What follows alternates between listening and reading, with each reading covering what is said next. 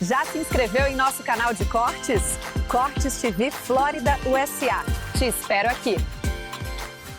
Se eles não largarem dessa narrativa ridícula, eu acho que o massacre vai ser ainda maior do que vai ser. Constrangedor. Um juiz com vitaliciedade, que tem que todos os aparatos para exercer o seu cargo, fala assim: eu não vou mais aprontar, como se estivesse falando com um pai. Só alguém que está muito descolado da realidade não entendeu ainda. Agora vamos ao caso Carla Zambelli, porque a Comissão de Constituição e Justiça da Câmara deu prazo de 5 sessões para a defesa de Carla Zambelli se pronunciar. O advogado da deputada tem até o dia 14 de julho para se apresentar na comissão. Zambelli deixou o Brasil após a condenação de 10 anos imposta no Supremo Tribunal Federal por invasão de sistemas do Conselho Nacional de Justiça. A deputada está escondida na região do Vêneto, na Itália, segundo a polícia local.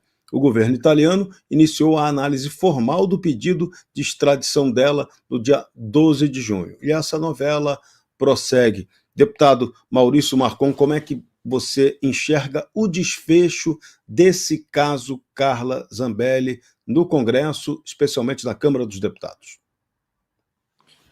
Olha, a gente tem que lembrar que só está na CCJ por causa da pressão da oposição e também da sociedade, porque pelo que tinha sido dito pelo nosso presidente, o Hugo Mota, um cara que está sendo conhecido por não respeitar o que ele mesmo diz, né? Prometeu defender a Constituição, prometeu defender os parlamentares, prometeu defender a liberdade, prometeu defender o Brasil. O que a gente tem visto ultimamente é tudo ao contrário. Ele tinha dito que tinha que se cumprir como tinha sido mandado pelo Supremo Tribunal Federal, como se a Câmara dos Deputados não tivesse uma Constituição que todo país tem, que todo brasileiro tem, e que tem que ser respeitada. Então é muito claro lá na Constituição que, para caçar qualquer tipo de mandato, tem que passar, sim, pela Câmara dos Deputados. E parte disso é na CCJ, a qual eu sou membro. A gente vai ter, então, uma reunião onde o advogado deve explanar os motivos que a Carla deve ter seu mandato mantido. A perspectiva que a gente tem, sinceramente falando agora como alguém que está lá nos corredores todo dia, é que os parlamentares já estão bastante de saco cheio com essas intromissões do Supremo, essas penas totalmente fora da normalidade, essa perseguição à direita. E o que a gente tem visto nas votações que teve até agora, eu posso citar a última do Ramagem, com mais de 300 votos favoráveis à suspensão da medida, é que eu acredito que a Câmara não vai cassar o mandato da Zambelli até por uma margem bastante segura. E aí se cria uma celeuma. O que o Supremo vai fazer? Vai passar por cima da Câmara de uma forma completamente desrespeitosa? Olha, não seria a primeira vez, mas precisa se encontrar uma desculpa. No caso do Ramagem, eles disseram que não poderiam suspender o processo porque tinha outras pessoas participando dele e aí não poderiam suspender só o caso dele. Ok, o Hugo Mota aceitou, como não deveria ter aceitado. Agora da Carla, é só da Carla. Então, me causa bastante, digamos, assim, ansiedade para ver como a Câmara vai reagir, porque eu não acredito que a Câmara dos Deputados vai caçar uma deputada com quase 1 milhão de votos, uma mulher que não tem prova, ela não matou, não roubou, não fez nada de grave, né? E sabe, até as acusações que ela tá respondendo ainda são questionáveis. Então a gente sabe que é perseguição e eu acho que a Câmara está bastante cansada disso e vai peitar o Supremo nesse caso. E vamos para o 8 de janeiro. Nossa Senhora, né? Aí o bicho pega. O ex-comandante do Exército, Freire Gomes, afirmou que Bolsonaro não pediu para manter pessoas em frente aos quartéis. A declaração foi feita na acariação com Anderson Torres, no STF, nesta terça-feira. O general respondeu à pergunta do ministro Luiz Fux sobre causas do 8 de janeiro. Freire Gomes reiterou que não deu voz de prisão a Bolsonaro, conforme fofocaram sobre aquela reunião. O militar disse que apenas alertou sobre consequências jurídicas de um eventual decreto, né, de estado de defesa no Tribunal Superior Eleitoral, como foi cogitado. Agora, cogitar não significa nada.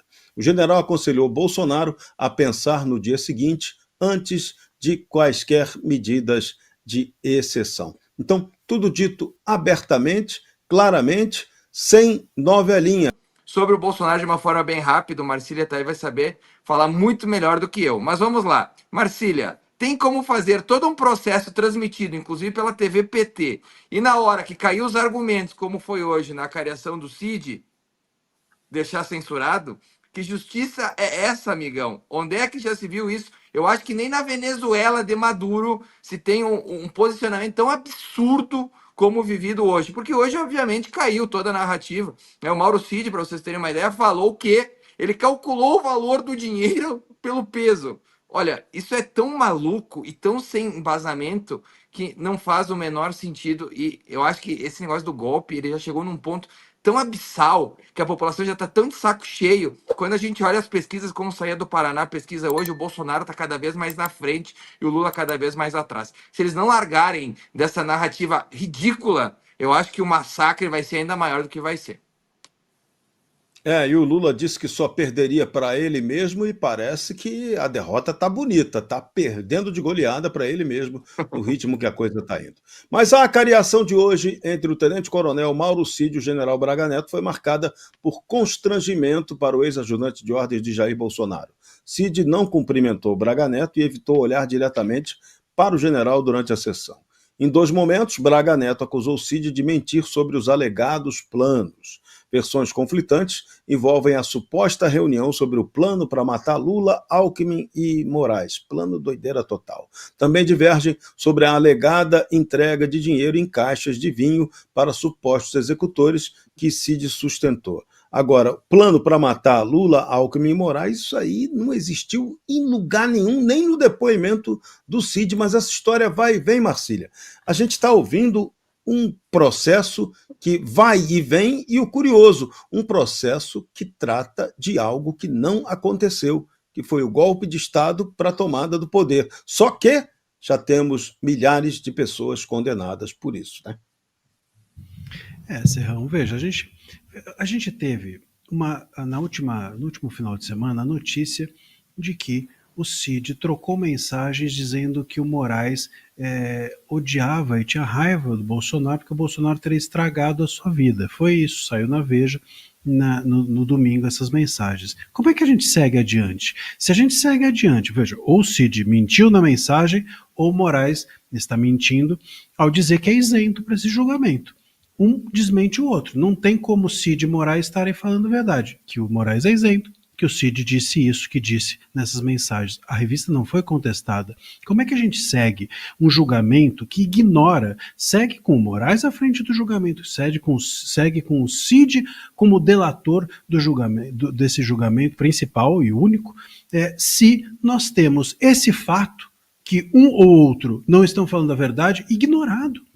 Então é claro que estamos diante de um julgamento político. E o julgamento político começa pela condenação de todo mundo e depois eles vão justificando da forma que for possível. Essa acariação é uma acariação que a gente estava até falando agora, que me parece muito mais para tentar, de alguma forma, colocar de pé o que resta desse julgamento e dessa delação do Cid, do que para expor o Cid, porque o Cid já está totalmente exposto. O que o Freire disse, o que o Freire não disse, tudo está dito. Não para de pé nada do que foi dito até agora. O Cid, as coisas que são condenáveis aos réus do que está na mesa, todas elas foram ditas pelo Cid e apenas pelo Cid.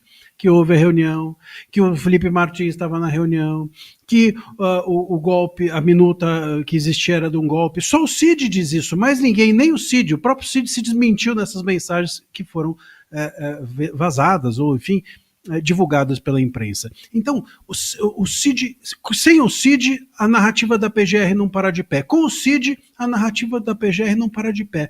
Essa acariação, sobretudo feita na surdina, sobretudo feita violando o dever de publicidade que o artigo 37 da Constituição exige, sobretudo com censura à imprensa, a todos nós, do que foram aqueles diálogos. Como é que você justifica a gente não poder ouvir o que eles disseram, mas a gente poder ter ouvido os interrogatórios das semanas passadas? Não faz sentido, nada faz sentido. Estamos diante, portanto, da penumbra, estamos diante, portanto, de algo que não é público, que não é publicizado, que não é democrático, que não está obedecendo à Constituição quando exige que os atos sejam todos públicos, os atos judiciais. Então, diante desse cenário, essa acariação me parece que foi uma tentativa derradeira do ministro Moraes colocar de pé a narrativa da PGR. Deu certo? Não, não deu certo. E agora? Bom, e agora todos vão ser condenados talvez por outras razões, porque eles precisam condenar. talvez eles possam condenar aí o Bolsonaro e o bolsonarismo